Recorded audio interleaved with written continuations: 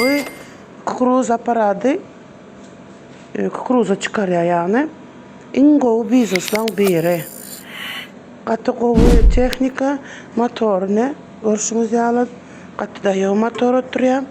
220 dişte işlendi. Ucu kukuruza çıkarayanlar bilyendir. Bizden teknikanı getiriyoruz. Çıkar bilmemiz son. Şunları yalı abzor edeliydik. Şu taydan öngörülen simesinizi koyuyanız. Yine berdenim işlep kuruzu da şu taydan uzun çıkar uğraya.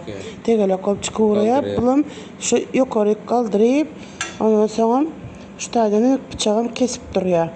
Bu bir. İkinci dedim 10 türlü 10 şekilde kukuruza çıkarıyor. Neden nasıl altkaları? Katıqovu Biznes Türkmenistan kanalından haberlaşın.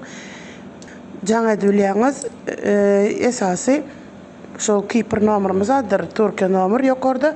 Şuna жаңа diyeniz hem bilgileri hem maglumatı şu numardan alıp şuna düşünüş bilyeniz.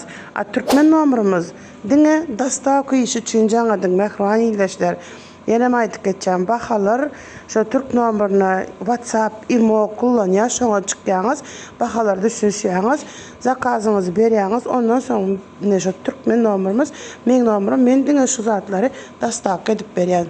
Dostlar, doğanlar gayret edin. Videomuz dikkatlice dinleyin.